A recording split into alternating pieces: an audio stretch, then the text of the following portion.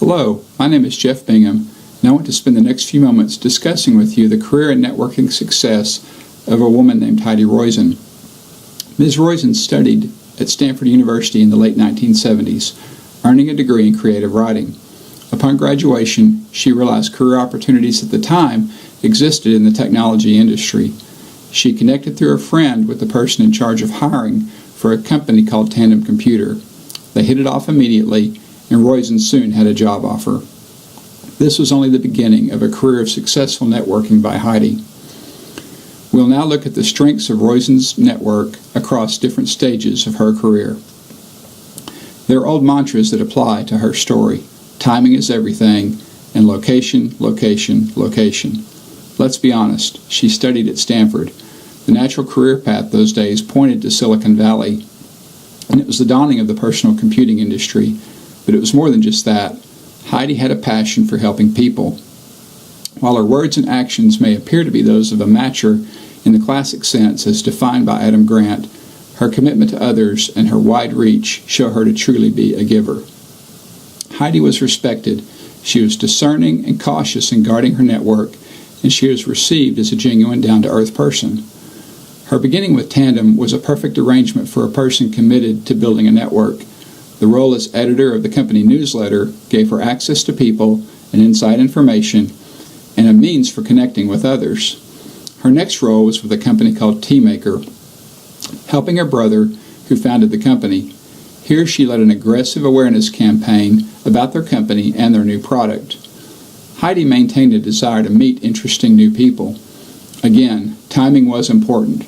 It was a new era in a growing industry, and she said, "It is easier to get to know people when they are not famous." Ultimately, they sold Teamaker, and they were ready to move on to the next challenge. Heidi then joined Apple Computer, having developed a celebrity-like status in Silicon Valley. Her job was to shore up relationships with 12,000 software developers.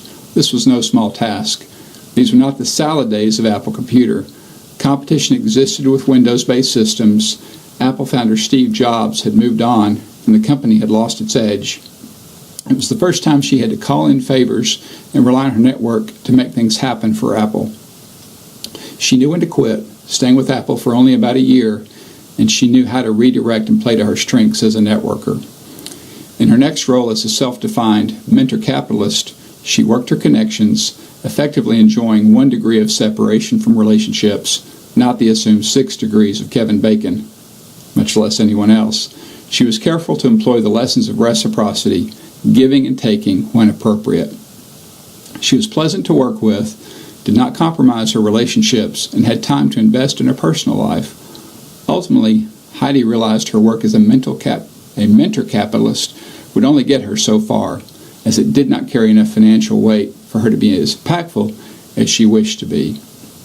She then joined a partnership called SoftBank as a venture capitalist.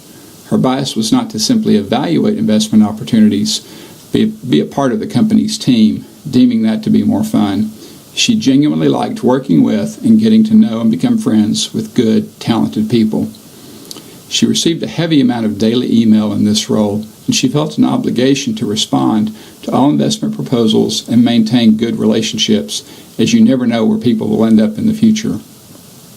Heidi felt the only real shortage in Silicon Valley was not money, but people, and found the downside to managing a broad network is how many people feel they have a strong personal relationship with you.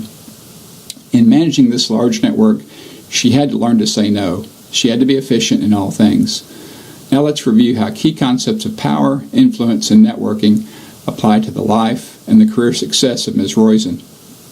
Heidi is a selfless giver, one with high other interest and a low degree of self-interest. Successful givers are otherish in their approach and demeanor, building a super network that they can access for help when they need it. Ms. Roizen is effective in her network because of her degree of connection with so many. She's an information broker of the sort like Paul Revere as opposed to William Dawes. As mentioned in the article by Uzi and Dunlap, information not delivered to the right people will wither and die. And Heidi knows how to get information to the right people at the right time. There's a correlation between a strong network and your degree of success. Highly diverse networks help you develop unbiased views of issues. Most professional networks are clustered, but not Heidi's. You could say Heidi took personal responsibility for cooking up a better network.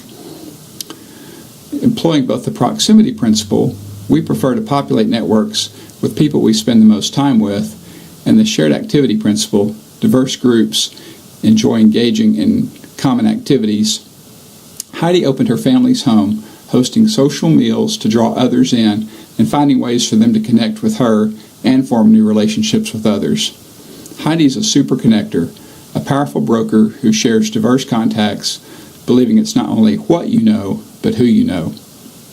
Like Alan Rifkin, Heidi has likely done countless 5-minute favors for others, building trust and reciprocity, knowing that leadership's fundamental challenge is getting things done through others. The principle of scarcity says people want more of what they can only have less of, but most of life is not a zero-sum equation. Takers may claim a bigger piece of the pie for themselves, but givers like Heidi Roizen make the whole pie bigger, enabling everyone to be able to get more. In conclusion, what Adam Grant has to say at the end of his book, Give and Take, is true of Heidi Roizen. We spend the majority of our waking hours at work. This means what we do at work becomes a fundamental part of who we are. If we reserve giver values for our personal lives, what will be missing in our professional lives? By shifting ever so slightly in the giver direction, we might find our waking hours marked by greater success, richer meaning, and more lasting impact. Thank you.